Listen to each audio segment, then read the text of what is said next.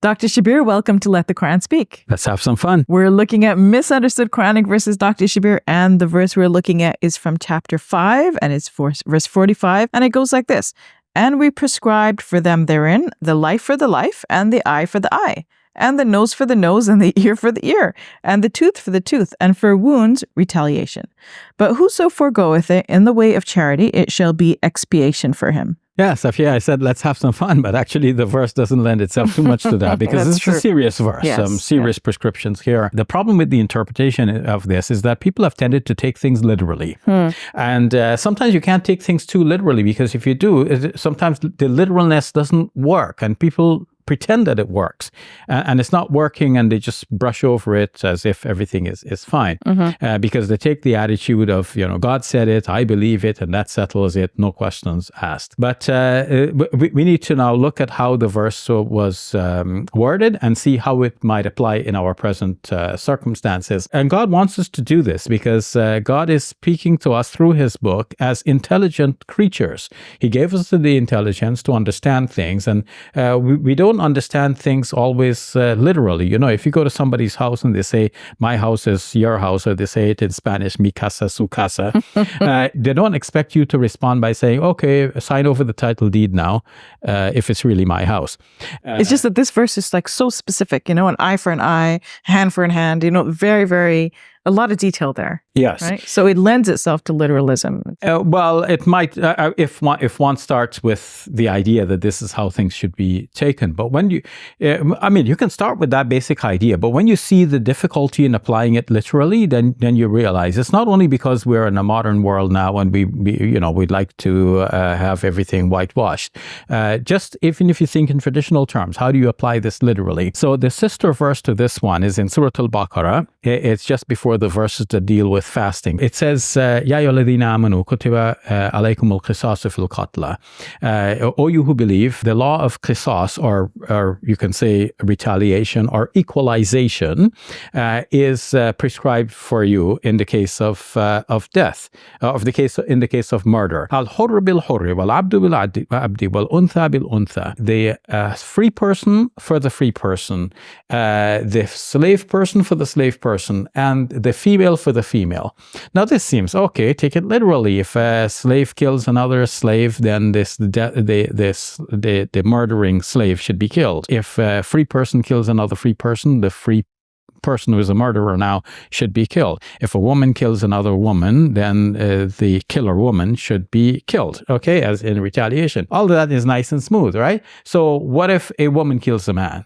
What if a man kills a woman? What if a slave kills a free person, and so on? All of these now introduce complications that are unending, right? So not everything fits into those literal few boxes. Now, see what comes after that. فَمَنْ أُخْفِيَ لَهُ مِنْ أَخِيهِ شَيْءٌ فَاتِّبَاعٌ بِالْمَعْرُوفِ وَأَدَاءٌ إِلَيْهِ بِإِحْسَانٍ.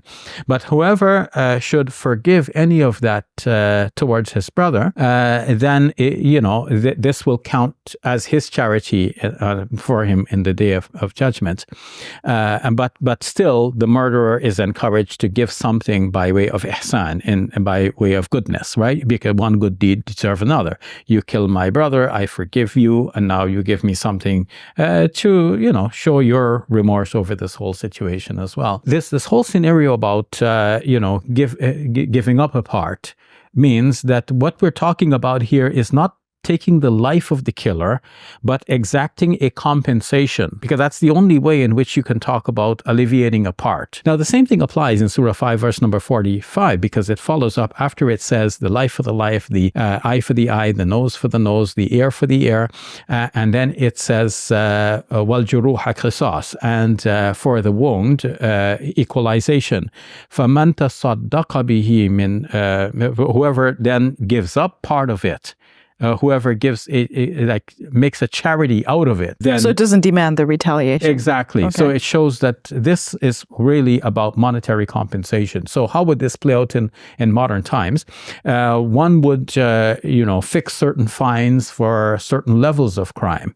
You kill a person, this is the level of crime, this is the penalty in terms of fine. Of course, you can have other penalties as well, imprisonment and so on, to save society from the dangers of the person, but you don't necessarily have to kill the person. And the difficulty for many people is to see how to apply the wounds. When it says, well, juruha qisas, and for wounds, this kind of retaliation. So if somebody wounds me in a certain way, I must go and wound him in the same certain way.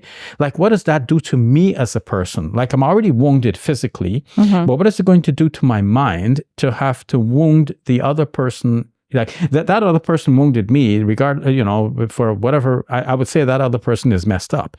Like, but why do I want to mess with my own mind to go and wound a person in the same way? Obviously I would rather accept a compensation or something like this, or none at all. I can just forgive the whole thing and say, let the courts deal with him.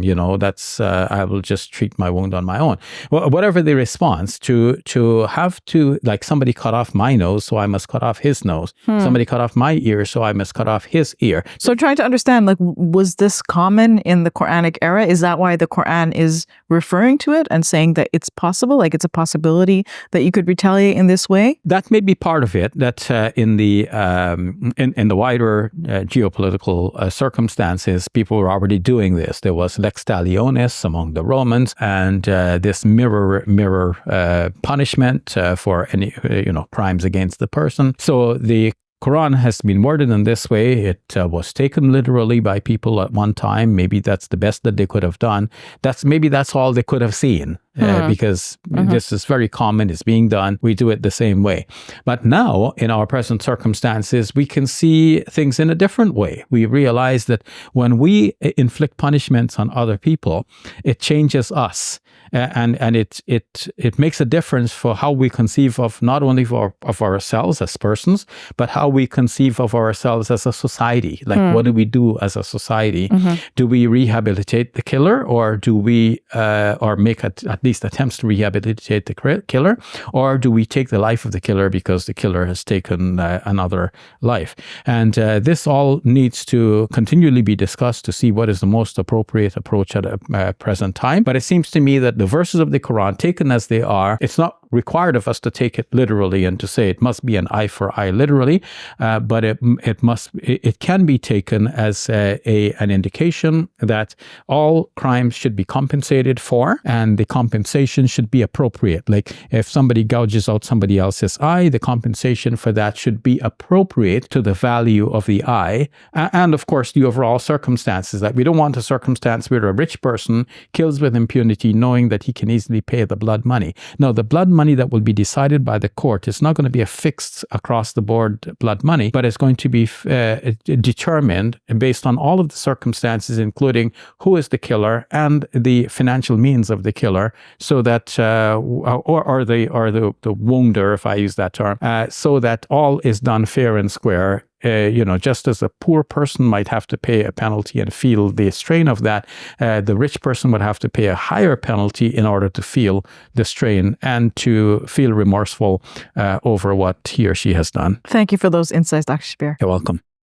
Assalamu alaikum. Welcome to Muslim Media Hub, the new home of Let the Quran Speak. Here we spread positivity and good. We help people experience the beauty of Islam and help them appreciate and understand Muslims. This beautiful building we purchased at cost $2.3 million.